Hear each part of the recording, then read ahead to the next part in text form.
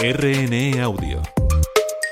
Descarga la app y disfruta de los programas de RNE y nuestros podcasts originales.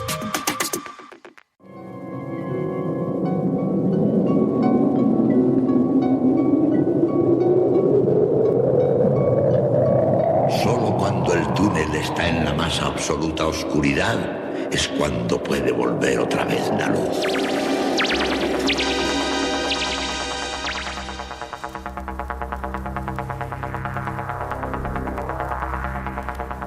Estás entrando en el espacio en blanco.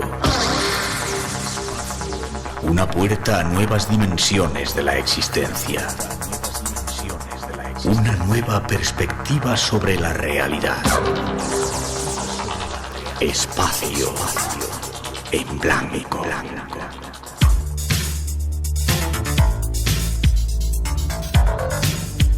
Una producción escrita y dirigida por Miguel Blanco.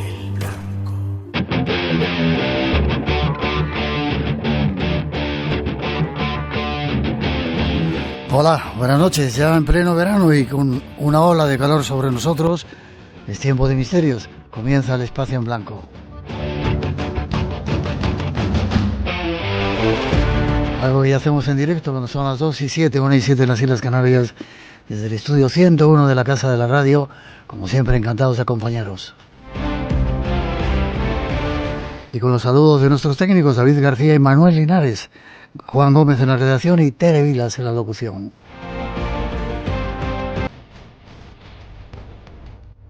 Y además Natalia Sotillos en la realización y coordinación y este que os habla, Miguel Blanco. Para todos nosotros, un placer compartir estas 2 horas de radio. Tenemos forma de comunicar con todos vosotros. Déjate caer en nuestras redes. eBlanco Radio RNE por WhatsApp 633 50 50 11 y en el mail espacioenblanco@rtve.es. Redes que como siempre controlan Antonio Baena, Juan Gómez y Ramón Álvarez, preparados para todas vuestras consultas. Hace unos pocos días hemos regresado de nuestro apasionante viaje por Benín, la tierra del vudú, no del vudú, y aprovechamos el viaje para cooperar con mensajeros de la paz y entregar esas ayudas que convierten al misterio en un medio para ayudar a los demás.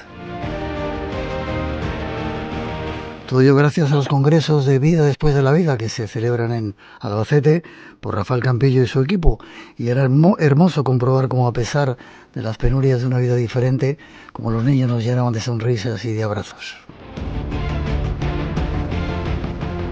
Las gracias a todos ellos, a Rafael Campillo y a todos los voluntarios que nos acompañaron. El misterio solidario continúa y en el espacio en blanco vais a tener muchas sorpresas para la nueva temporada. Estad atentos. Y ahora un avance de lo que os hemos preparado para hoy.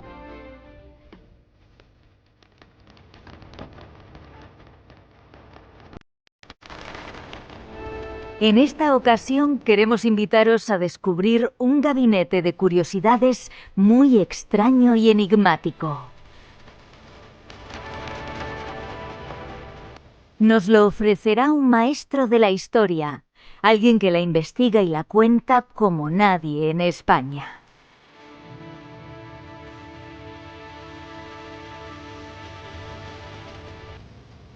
Así nos sobrecogeremos con cruces que brillan, campanas asombrosas, gárgolas con alma de espía y clavos mágicos, entre otras muchas curiosidades.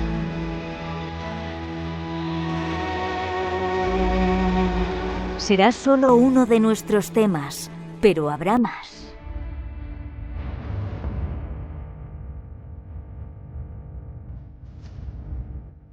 Otro viaje a la búsqueda de los auténticos chamanes y su origen más primordial.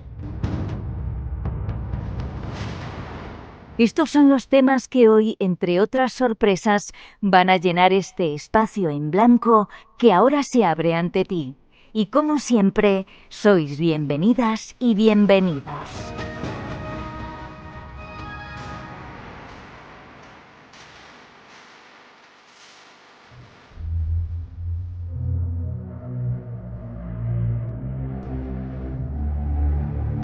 Y ahora solo nos queda saludar aquí en nuestro estudio al maestro de la historia, Jesús Callejo. ¿Cómo estás, Jesús? ¿Qué tal, Miguel? Muy buenas noches. Pues fenomenal, encantado y disfrutando de este calor tan veraniego. ¿Cuántos libros has escrito ya?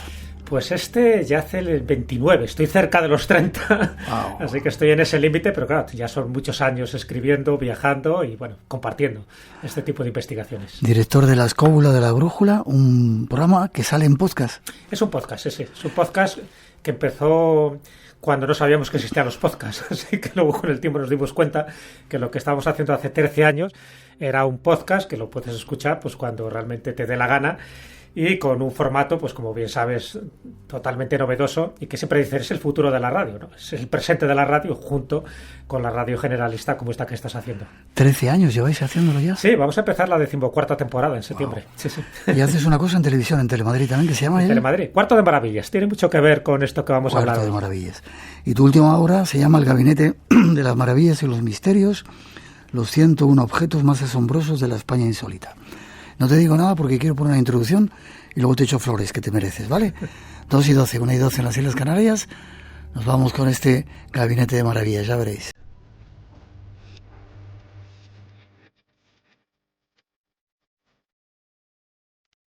¿Sabías que una muñeca de porcelana pudo marcar el destino trágico de toda una familia?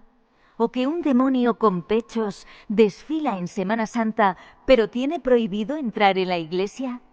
¿Y que una cruz milagrosa robada acabó vengándose de su ladrón?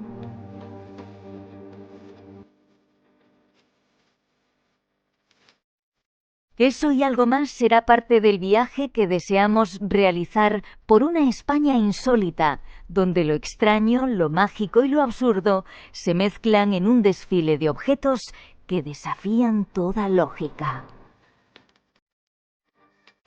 Así descubriremos cruces que brillan más que tu porvenir, juguetes dignos de tus peores pesadillas y campanas que parecen sacadas de una película de aventuras.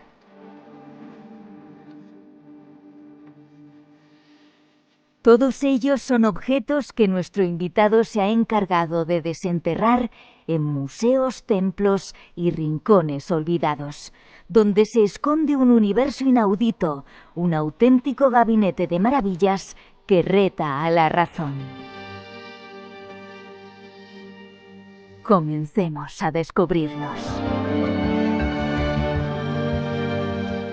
Muchas veces me ha asombrado con el trabajo que haces, cómo eres capaz de recopilar historias, narraciones de la historia. ¿Cómo lo haces? Bueno, yo creo que es... a ver, esto es un libro de libros, por decirlo así. No es un libro que empieces desde cero. Forma parte de mucho bagaje, de muchos viajes.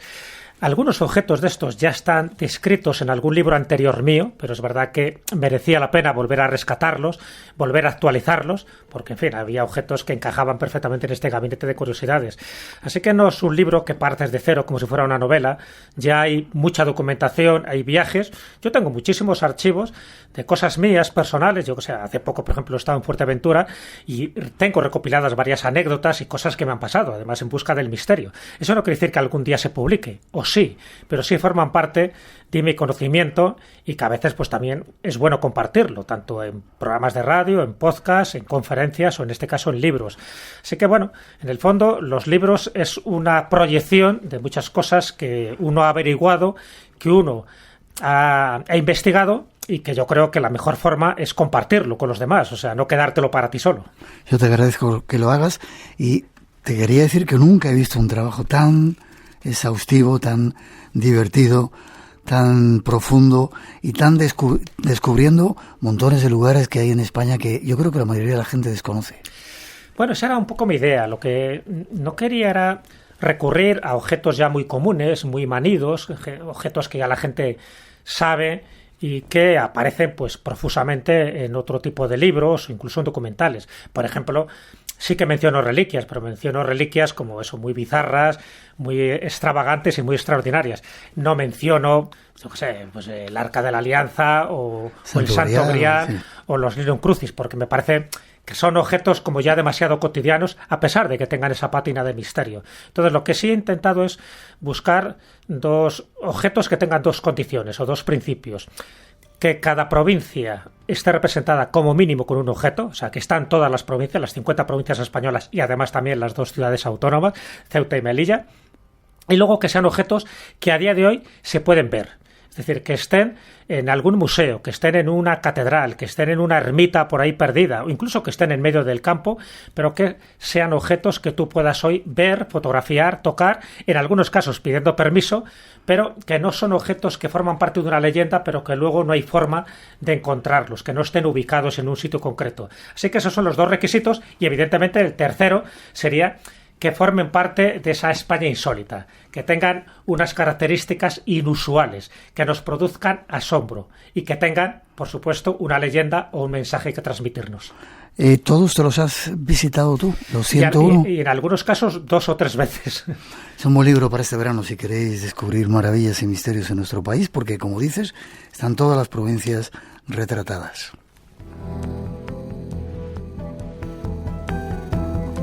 Y para empezar, cuéntame, el demonio con pechos que no puede entrar en las iglesias, ¿qué es eso? Bueno, eso tiene que ver con la Semana Santa y con una procesión muy específica que es en Orihuela, en Alicante. Orihuela, que además fue, en fin, la ciudad natal de Miguel Hernández, ni más ni menos, pero se caracteriza, aparte de este guiño literario, se caracteriza porque tiene un paso de Semana Santa que es único en toda España y por lo tanto es único en todo el mundo.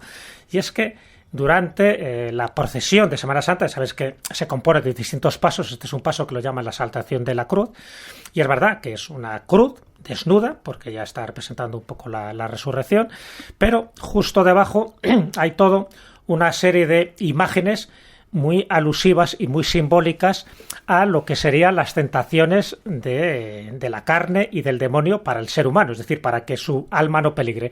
Entonces, una de las características es que dentro de esa representación, fíjate que esto es una escultura que se encargó en el año 1695 a Nicolás de Bussy, y cuando se lo encarga el gremio de labradores, pues dice que haga eso, una simbología de la exaltación de la cruz. Y no se le ocurre otra cosa que además de la cruz aparezca un esqueleto, que bueno, hasta ahí puede tener su lógica por el memento mori, recuerda que vas a morir, ten cuidado con lo que haces en esta vida porque te puede condicionar tu vida futura, pero lo que es más llamativo de ese paso es el demonio, pero no es un demonio, sino más bien una diabla, porque tiene pechos femeninos, entonces tiene cuernos, encima te está sacando la lengua de una forma libidinosa, está desnuda, tiene además un libro, con lo cual parece que está haciendo referencia a un libro y una manzana, está haciendo referencia a la tentación de la manzana de Eva, es decir, donde surge el pecado original, y hay un montón de simbología que llama mucho la atención, porque no deja de ser como una especie de escultura catecismo, te está diciendo una serie de cosas de las que no puedes hacer si quieres conservar tu alma, o por lo menos ir por un camino de virtud. Pero además tiene una cualidad, tiene una maldición, y es que no puede entrar en lugar sagrado. Y esto la hace muy llamativa, porque normalmente los pasos de Semana Santa proceden, tanto el origen como el final, de una iglesia, de un santuario. Pero en este caso no puede entrar en un lugar sagrado. Las 2 veces que lo he visto, siempre está en un lugar laico. Primero lo vi en el Museo de Arqueología en Orihuela, y la segunda vez, que estuve hace unos meses, estaba en el hall del Ayuntamiento de Orihuela. Es decir, por un tipo de tradición morbosa, se impide que este paso de Semana Santa entre en un lugar sagrado. Siempre se queda en un lugar donde la parte sacra no afecte a la parte laica. Rápidamente dime alguna campana que sea extraña. Bueno, hay una que, a ver, siempre ha habido campanas muy misteriosas, sobre todo las que tocan solas, ¿no? La campana de Velilla de Ebro, en Zaragoza, fue muy conocida por esa razón, porque tocaban acontecimientos muy importantes. ¿Sola? Sola, sin que nadie la tocara. Ahí está lo sorprendente, ¿no? Entonces dice que, por ejemplo, cuando el saco de Roma de 1527 tocó sola, cuando murió Fernando el Católico también tocó sola, cuando murió uno de los inquisidores generales, que era el inquisidor Arbues, dice que también tocó sola, pero luego ya se fundió esa campana. Dice que esa cualidad que tenía la campana de Velilla del Ebro, que por cierto en el escudo de Velilla del Ebro está la campana, pero al final se fundió por otra que no tiene esas cualidades sobrenaturales. Y dice que le daba ese toque sobrenatural porque dentro de ese bronce estaba fundida una de las monedas, de las 30 monedas de la tradición de Judas.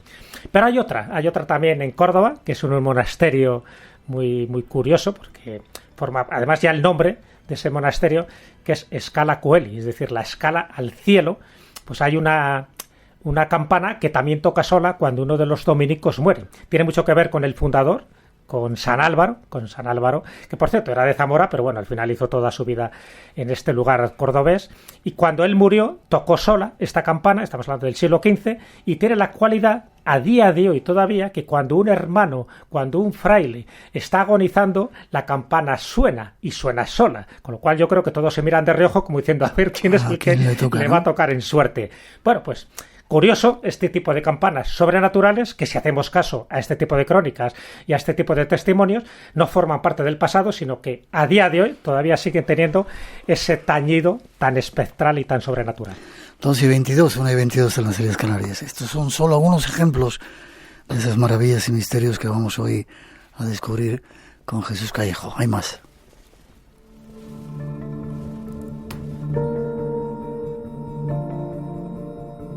Espacio en Blanco.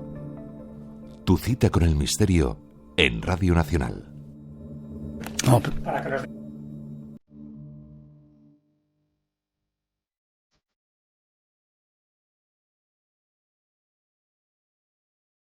Pero quizás para comprender un poco todo este gabinete de maravillas sea necesario conocer el collar de perlas de Indra.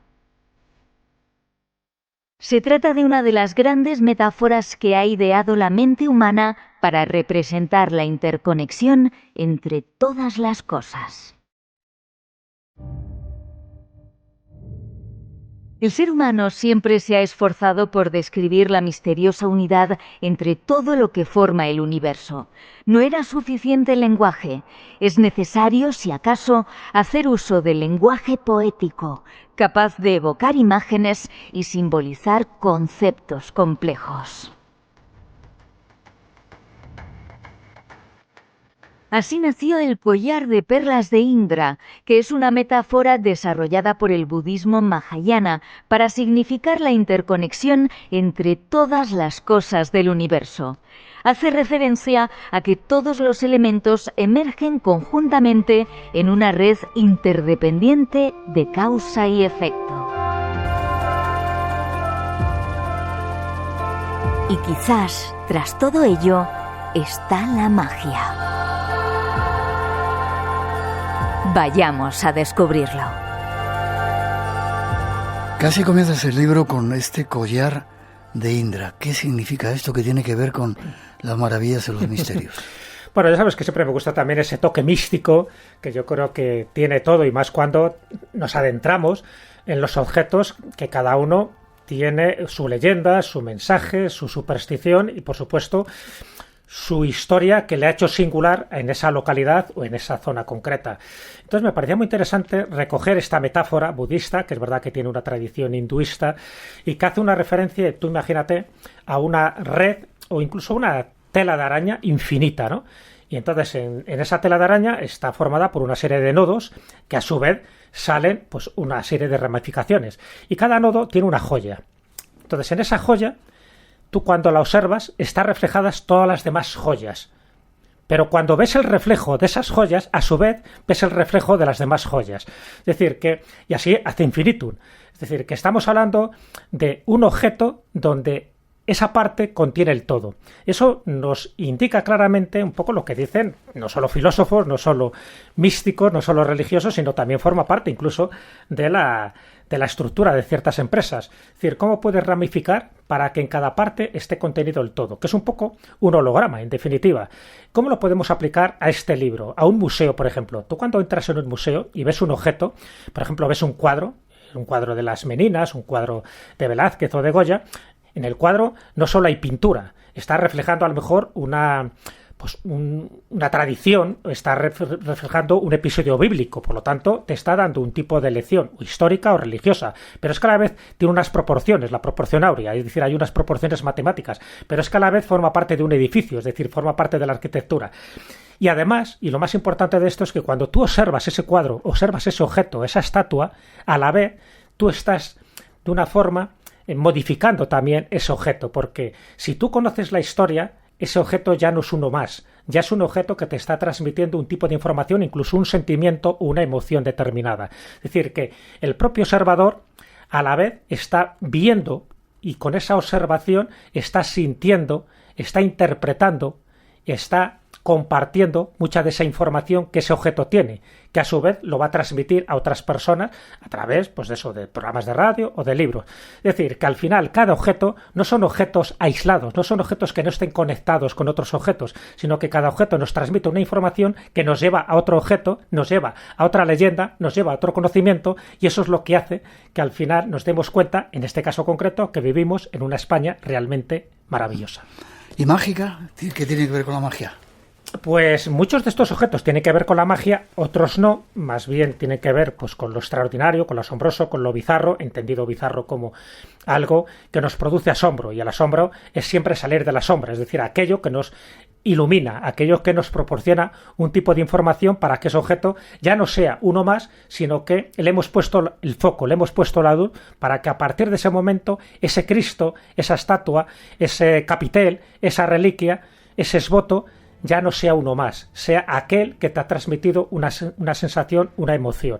Entonces, claro que hay muchos objetos que tienen que ver con la España mágica, pero también muchos objetos tienen que ver con la España sagrada, y muchos objetos tienen que ver con la España insólita, y muchos objetos tienen que ver con la España extraña, haciendo mención de aquel libro que escribí con Javier Sierra en su momento y que se ha convertido en un auténtico bestseller. Todo eso, todos esos objetos juntos, es lo que compondría un gabinete de curiosidades virtual. Es como si todos los tuviéramos ahora en esta sala, multiplicada por 3, y pudiéramos ver estos objetos. Aparentemente cada uno es distinto, pero cada uno nos está transmitiendo un mensaje, una emoción, una historia. Qué curioso. 2:28, 1:28 en las Islas Canarias. Damos un paso más. Hay muchos temas que queremos tratar hoy con Jesús Callejo, ya veréis. Radio Nacional de España, la que quieres. Cada año en España se queman de media más de 100.000 hectáreas. Este verano no dejes que se repita la misma historia. No pongas en peligro nuestros bosques. Objetivo RTV, Agenda 2030. Radio Nacional de España, la que quieres.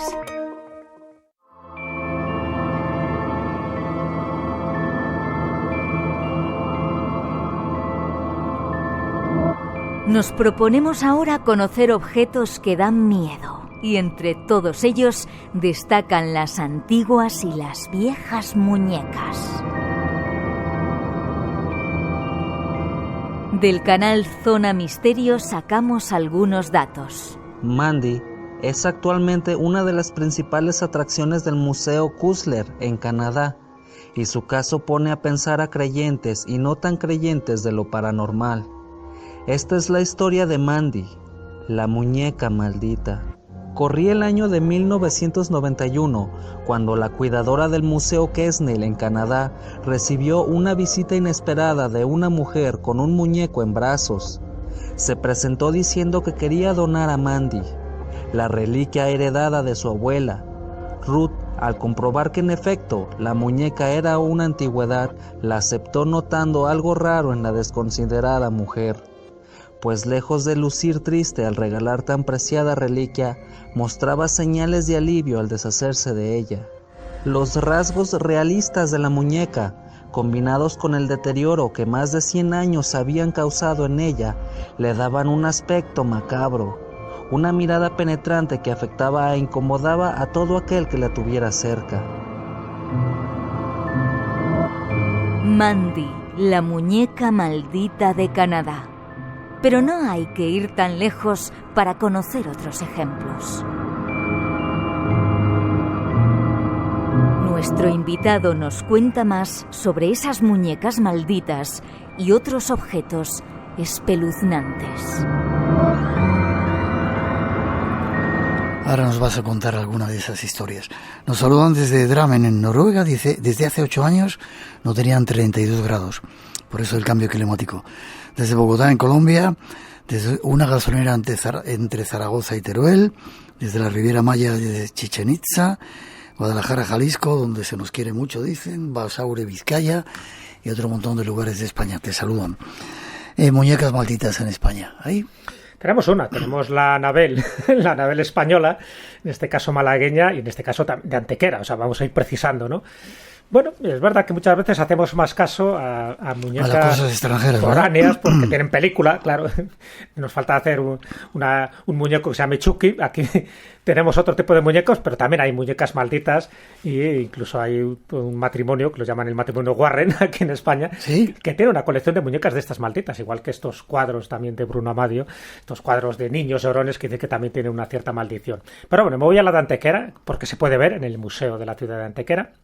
Entonces, además de una serie de piezas arqueológicas muy interesantes, tienen esta muñeca maldita, que tiene que ver además con un pintor que era muy conocido en su época, ha pasado ya prácticamente sin pena ni gloria, y bueno, qué curioso que al final haya que rescatar un poco su recuerdo y su memoria a raíz de una de las muñecas que él compró, porque al parecer compró por lo menos un par de ellas. Estamos hablando de muñecas de porcelana, muñecas japonesas de la fábrica Lehmann, que ya de por sí también tiene una historia bastante maldita, porque la fábrica Lehmann estaba regentada por un matrimonio alemán, pero judío, que tuvo sus problemas durante la Segunda Guerra Mundial y también durante la Guerra Civil Española, y además estaba construido esa empresa ni más ni menos que en un cementerio de monjas. Ya sabes, nunca construyas nada sobre un cementerio de monjas o de frailes, y menos sobre indios iroqueses, ¿no? Si nos vamos a América. Bueno, el hecho es que este pintor, llamado José María Fernández Rodríguez, claro, los apellidos es para que uno se olvide, pero sin embargo fue un pintor portentoso. Él nació en Antequera, pero luego viajó muchísimo por Europa, precisamente, pues aprendiendo su arte y vendiendo sus cuadros, que estaban muy cotizados. Y bueno, y en un momento determinado, cuando él vuelve, él sobre todo estuvo mucho tiempo en Barcelona, él compra estas muñecas para sus hijos, y a partir de ese momento, cuando compra estas muñecas, calculan que fue en el año 1909, nace su primer hijo, Emilio, y empieza a tener ya como una serie de funestas casualidades, ¿no? Tanto a nivel económico, se arruina en algunos de los negocios que él emprende, como a nivel familiar, sobre todo de enfermedades, porque él va teniendo sucesivos hijos, tiene 3 hijos, su mujer al final contrae la tuberculosis. Entonces no se sabe si hay una razón, una causa que genere este tipo de efectos, pero bueno, el hecho que estas muñecas estuvieran, que por cierto están pintadas junto con una de sus hijas, con María Dolores, que fue la última hija que tuvo, y todos los hijos murieron a una edad muy temprana. Y además su mujer también murió muy, muy joven y mucho antes que él. Y además él no solo tuvo estos problemas económicos, sino también tuvo muchísimos problemas físicos. Bueno, pues siempre ha habido algún historiador que ha relacionado todas esas desdichas, esa cantidad de causas pues bastante trágicas y funestas, con la adquisición de la muñeca. El hecho es que él murió al final también pues de una forma, pues como suele pasar con todos los genios españoles. Por cierto, él nació el mismo día, el mismo mes y el mismo año que nació Picasso. O sea, para que veas dos malagueños ilustres, uno con una trayectoria totalmente diferente a la otra. Y bueno, pues todas estos hechos bastante funestos que tuvo José María Fernández Rodríguez dicen que se asocian a esta muñeca, porque al final la muñeca fue a parar a este museo de Antequera. Por cierto, yo estoy hablando con el director y dice que tienen otra que estaba más destruida, pero que la están reponiendo y reconstruyendo de tal forma que al final serán las 2 muñecas las que se pueden visualizar. ¿Tuvo algo que ver la compra de estas muñecas con estas tragedias consecutivas que tuvo la familia de este pintor? No lo sabemos, pero desde luego sí que se pueden ver en algunos de esos cuadros, y no deja de producir un cierto yuyu cuando encima sabemos que la fábrica Lehmann también sufrió una serie de penalidades a raíz de la Guerra Civil, y sobre todo pues que estos empresarios fueran alemanes, fueran judíos, y encima que estuviera construida sobre un cementerio de monjas. Esto está dentro de un capítulo que tú llamas Crónicas que dan yuyu, muertos, diablos y maldiciones. Yo tenía un montón aquí preparada, pero cuéntame la que más te llame la atención de este capítulo.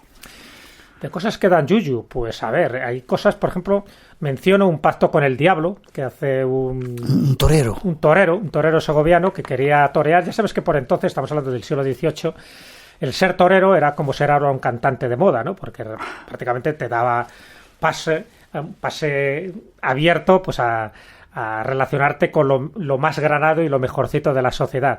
Pero bueno, este debía ser, pues no debía ser muy habilidoso en el torero, y no se le ocurre otra cosa más insensata que hacer un pacto con el diablo y escrito, porque ya sabes que es lo peor que tú podías hacer. ¿Con sangre o sin sangre? Claro, ahí está la cosa. Yo he tenido ese pacto en mis manos y está escrito con una tinta roja. Yo dije, bueno, esto es el colmo ya si está hecho con sangre. Digo, no creo que sea tan estúpido. Al final parece que es almazarrón, que es una especie de tinta que se utilizaba mucho para las cerámicas, y utilizó ese tipo de tinta, bueno, pues yo creo que para darle un poco como más resonancia, más espectacularidad y más pedigrí a su pacto. Y entonces lo que decía en este pacto, que además lo pongo de forma textual, es ni más ni menos, pues eso, que le enseñara a torear, a capear, a hablar, porque parece que el tío no era muy hábil, por ejemplo, en la expresión de la palabra, a rodearse de grandes personajes y, lo más curioso, y a correr. Yo creo que a correr delante de la Inquisición, porque al final le pillaron, porque fue un bocazas, en una de esas tabernas, se emborrachó y contó que él llevaba este pacto adherido a una de sus chaquetas. Al final le pillan, le dan pues unos cuantos azotes, no pasa más porque se dan cuenta que es un pobre hombre y que en el fondo pues ha hecho un pacto que no tiene ningún tipo de virtualidad y por supuesto con ningún efecto.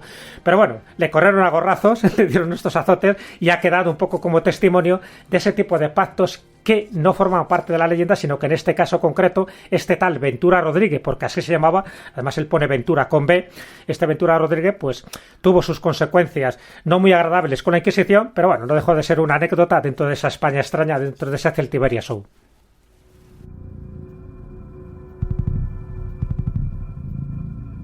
Ahora si te pregunto, un cráneo canario cortado con una espada que dices que es un opar. Este es un opar, esto es una de las cosas que te gustan tanto a ti como a mí, Miguel, porque sabes que en muchos museos hay este tipo de objetos que cuando no se saben muy bien cómo catalogarlos se ponen como objetos votivos, pero que transmiten una sensación distinta a la que aparece en la cartela, ¿no? Entonces, en este caso, este cráneo de un aborigen canario, pues bueno, formaba parte de otros 10 que se habían encontrado en una cueva que se llama La Angostura, allí en Gran Canaria, pero llamaba la atención por una característica. Se sabe que tuvo un traumatismo craneal, pero porque está partido al medio con algo muy afilado. Hacen la prueba del carbono 14 relativamente hace poco y descubren que este cráneo es del siglo XI o XII, no, perdón, del siglo X o XI. ¿Por qué? Porque por sus características, evidentemente sabes que un cráneo, al ser algo óseo, sí puedes determinar con una precisión más o menos de 50 años arriba abajo el siglo al que corresponde. Claro, ¿qué problema hay? Por eso se considera un opar, un objeto fuera de su tiempo, que no había espadas en aquella época. Sabes que la conquista de las Islas Canarias, empezando por Fuerteventura, que sería un poco la más cercana, ¿no?, con Juan de Betancourt en el año 1404, poco a poco fueron no conquistadas, sino más bien reconquistadas, porque ya Plinio el Viejo habla de ellas como Islas Afortunadas, pero bueno, reconquistadas de una forma oficial. Y la isla de Gran Canaria, en concreto, estamos hablando de finales del siglo XV cuando esto ocurre, es decir, cuando llegan los castellanos o cuando llegan incluso los normandos, que son los que tienen espadas con ese filo para poder cortar un cráneo como si fuera una rebanada de queso. Entonces, claro, estamos hablando de unos 300 años antes de la cronología oficial, antes de que llegara Juan Rejón, que es el conquistador oficial de Gran Canaria. Alguien llegó allí con unas espadas, que podía ser, ¿por qué no?, los templarios, que sabes que existe toda una historia paralela diciendo que los templarios llegaban allí, lo tenían un poco como reservado ese puerto y que luego incluso servía para como avituallamiento y luego ir más lejos todavía hasta ni más ni menos que el nuevo continente. Todavía no se llama América, pero sabes que hay toda una serie de teorías heterodosas, pero muy bien hiladas, que pudieron estar allí los templarios. Y si no fueron los templarios, alguien que tenía este tipo de espadas con un filo cortante. Y eso justificaría el por qué este cráneo, que ahora mismo se puede ver en este museo de Gran Canaria, tiene estas características que no corresponden a ningún otro arma de los que tenían los aborígenes en aquella época. Es decir, que nos tendríamos que remontar a 300 años atrás para saber que alguien utilizó un arma cortante para rebanar el cráneo de una forma tan limpia. ¿Podrían haber sido los templarios? Y podría haber sido, hay muchas hipótesis, se habla de los normandos, se habla de los vikingos, que podrían haber estado allí, se habla incluso de almorávides, pero ¿por qué no? También especular que pudieran haber sido templarios porque tenían espadas de estas características y además coincidiría con la época que estamos hablando, del siglo XI, siglo XII. Vale. Hay tablillas de maldición, hablas en el libro algunas de ellas. Sí, además están expuestas en algunos museos. Lo que pasa es que pasan desapercibidas por una razón, Miguel, y es que estéticamente no son muy atractivas, porque son tablillas, son láminas de plomo, que algunas han sido enrolladas, han sido enterradas en lugares sagrados, en lugares además relacionados con el inframundo o con dioses del inframundo. O sea, me refiero, por ejemplo, a Proserpina, me refiero a Hécate, me refiero a Plutón. ¿Y por qué? Porque lo que se escribía en estas tablillas de plomo, siempre el plomo además sabes que también está asociado, ¿no?, a ese mundo más demoníaco, a ese mundo precisamente más infernal, se escribía algo que tú querías conseguir, pero no para beneficiarte de una forma económica, sino para perjudicar a alguien. Estas de Fisorum, como se llaman, que son tablillas de maldición, se han encontrado en el mundo griego, pero también en el mundo latino. Sabes que aquí, pues en fin, Hispania fue una provincia romana y por lo tanto se han encontrado unas cuantas en distintos yacimientos romanos, y en concreto yo menciono una que está en Sevilla, pero también las he encontrado en Mérida, las he encontrado en Cádiz, y lo que intentaban era escribir algo para dañar a un oponente. Es decir, por ejemplo, si tú tenías un juicio, lo que escribías en estas tablillas era que se le perdiera la voz para que él no pudiera defenderse en ese juicio. Si te habían robado, que se le amputaran las manos, precisamente pues como castigo por haberle robado, a lo mejor una sábana, un cobertor, lo que fuera, ¿no?, o unas sandalias de la época. O, pues eso, para intentar conseguir también el amor, pero no el amor directamente de la mujer, sino eliminar a tu adversario, que también estaba requiriendo en amores a esa persona que tú querías que te correspondiera.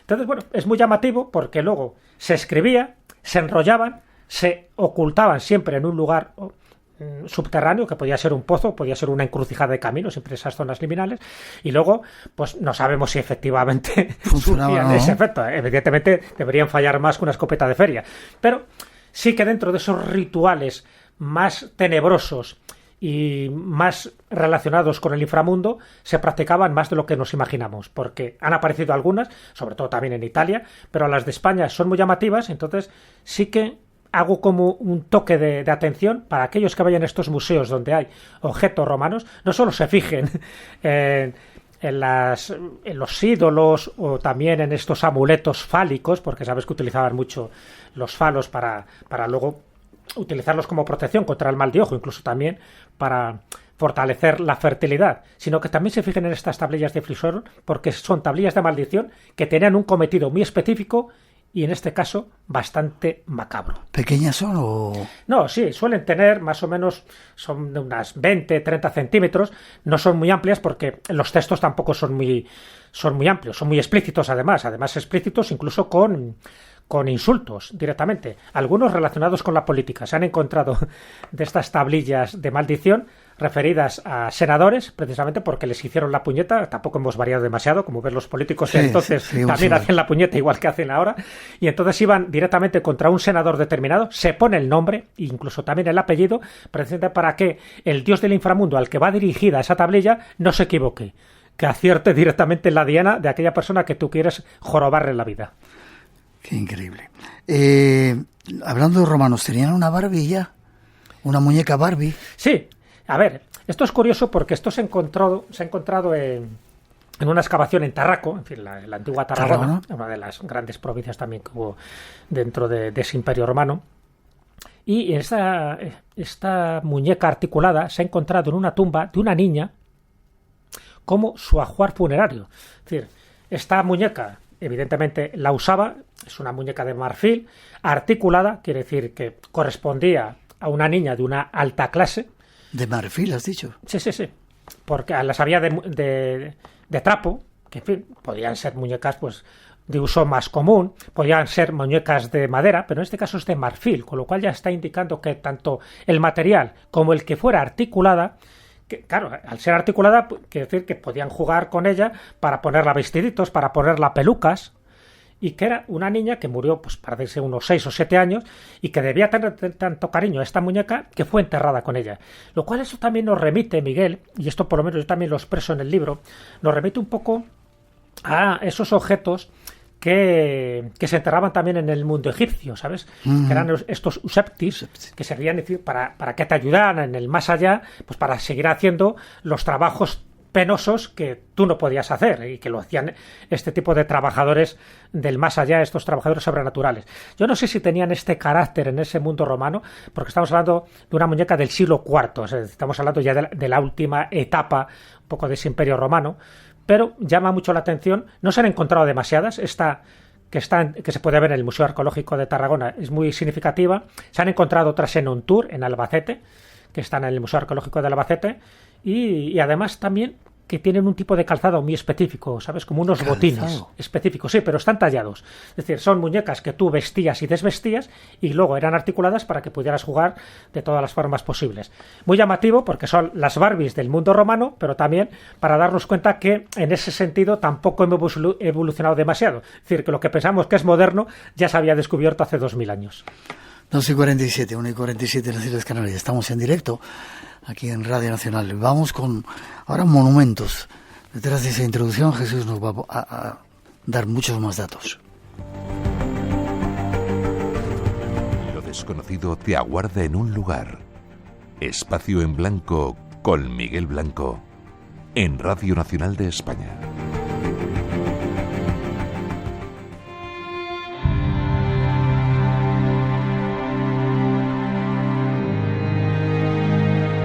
Abramos un capítulo nuevo en este gabinete de maravillas. Una de estas tiene que ver con una santa. La televisión de Castilla y León y la voz de Javier Sierra nos adelantan los...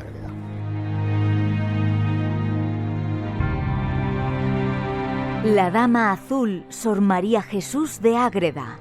Conozcamos algo más de ella y, sobre todo, cómo era la almohada donde dormía. Nos siguen saludando desde México, desde Washington DC, desde Ibiza y otra multitud de lugares de España. ¿Cómo era la almohada donde dormía la Dama Azul? Pues una almohada bastante cómoda, muy propia de una mística de este siglo XVII que se mortificaba y que tenía cilicios, así que la almohada era de piedra, te puedes imaginar. Esto me llamó mucho la atención cuando vi este museo. Hay mucha gente que solo se queda en la iglesia. Cuando tú visitas este convento soriano, es muy importante visitar las dos cosas. Por una parte la iglesia, donde es verdad que está un poco su tumba, y estaría, bueno, más que su tumba, el sarcófago donde ella estaría con el cuerpo incorrupto. Lo que pasa es que no se ve porque tiene una máscara de cera, como bien sabes.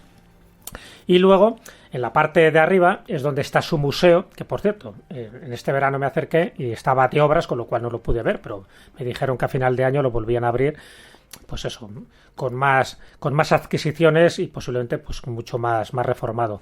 Y una de las cosas que me llamó la atención en su momento, y la foto aparece en este libro, es la almohada. Entonces, es una almohada rectangular, o sea que no es alargada ni siquiera, es rectangular, aparentemente de mármol, y donde ponía con un cartelito escrito a mano, almohada donde reposaba la cabeza Sor María Jesús de Ágreda.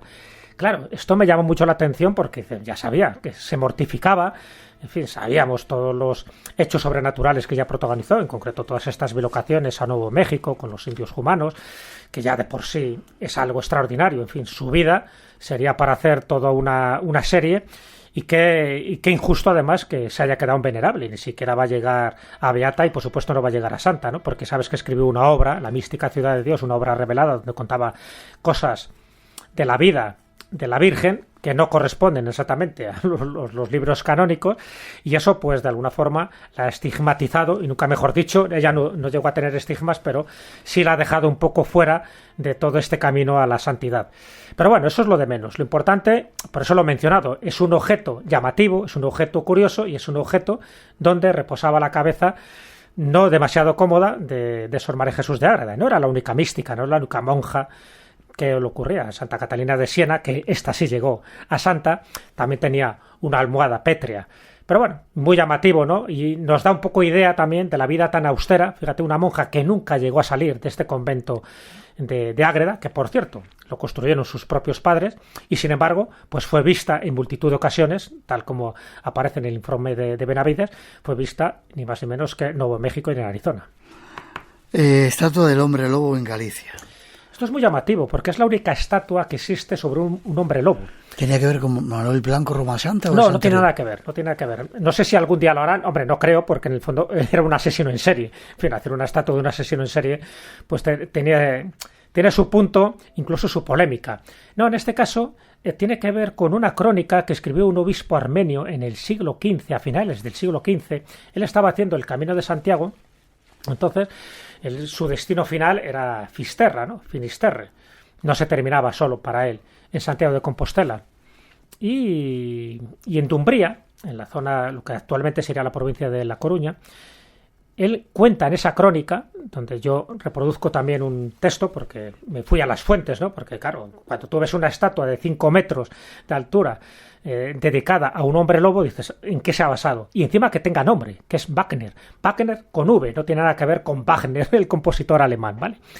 Y es que en esta crónica, este obispo armenio, haciendo este peregrinaje con unos súbditos, con una serie de personas que le acompañaban, se encuentran con un ser terrorífico. No lo describen como un hombre lobo, lo describen como alguien peludo, alguien gigantesco, que les asalta en el sentido metafórico, ¿no? En el camino, para darles un susto, para un poco como decirles que por ahí no pueden caminar, que es su territorio, el territorio Wagner. De hecho, ahora a nivel de marketing lo llaman así, el territorio Wagner, y todos tienen que dar un rodeo precisamente para no enfrentarse con esta bestia feroz que por supuesto tenía malas intenciones, y que tener un enfrentamiento con él pues te hubiera ocurrido pues lo que tú te puedes imaginar, una lesión o la muerte incluso.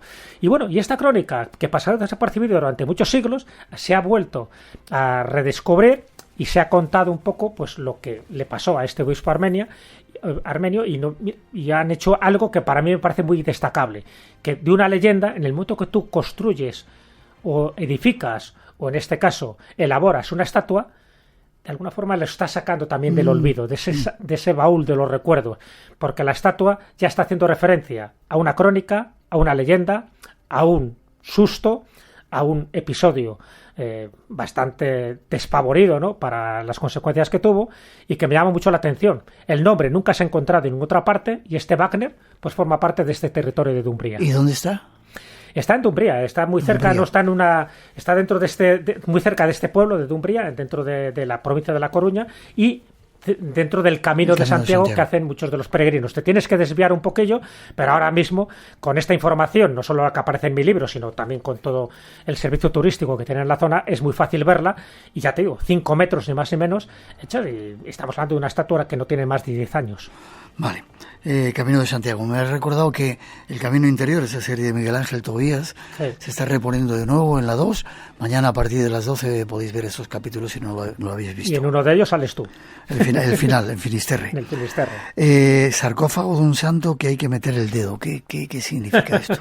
Bueno, estos son sarcófagos terapéuticos, tiene que ver con el conde santo, como así se le llamó. Es un sarcófago de un personaje que no ha llegado a la santidad, pero sí tenía esa santidad popular que yo creo que muchas veces es más importante, ¿no? Porque el pueblo lo consideraba que era una persona cuya vida había sido significada por una serie de hechos sobrenaturales.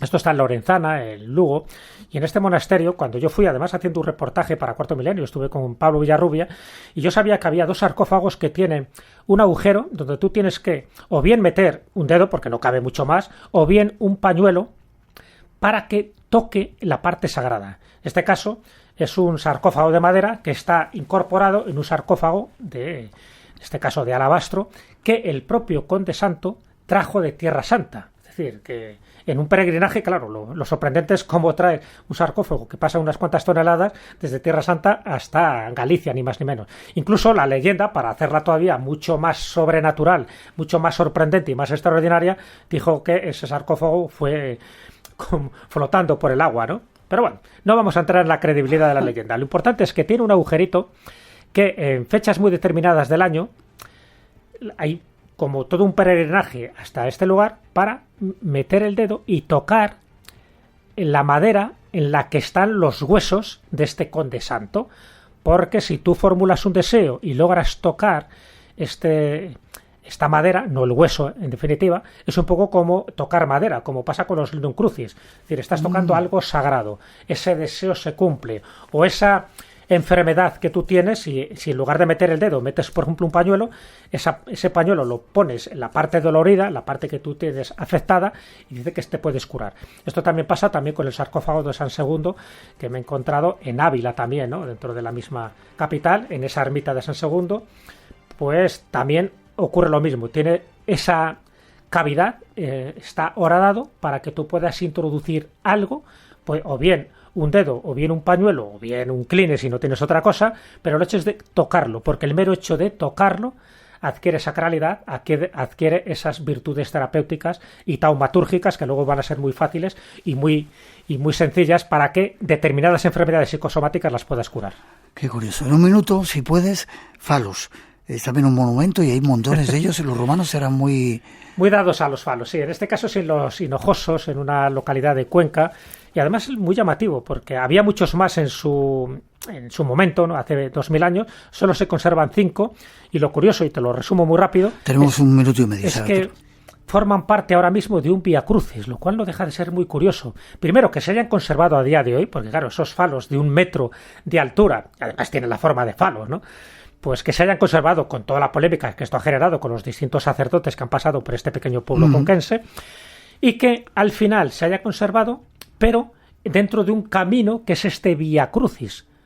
Entonces, la última etapa de este Vía Crucis, que sería un poco el Calvario, y por eso están colocados en un alto, están colocados estos 5 falos, que servían en su momento para esos efectos de fertilidad, donde las mujeres lo tocaban por esa especie de magia simpática, ¿no? El mero hecho de tocar algo que proporciona fertilidad de una forma, pues eso, sintomática, pues te produciría esa fertilidad. Se utilizaba tanto para las mujeres y para los hombres. Bueno, pues a día de hoy se siguen conservando, menos mal, y esos falos, yo lo cuento de una forma también un poco irónica, pues sí que están, en este caso, mirando a Cuenca.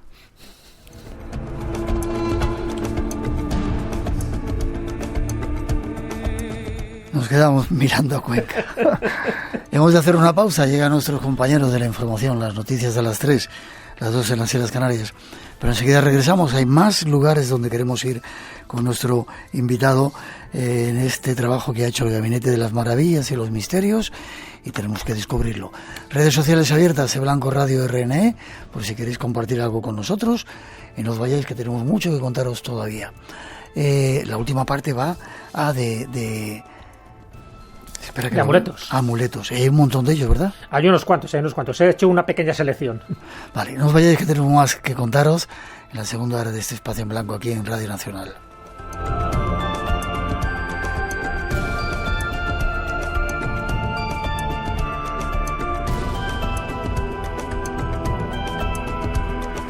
Espacio en Blanco. Tu cita con lo desconocido. En Radio Nacional. Con Miguel Blanco.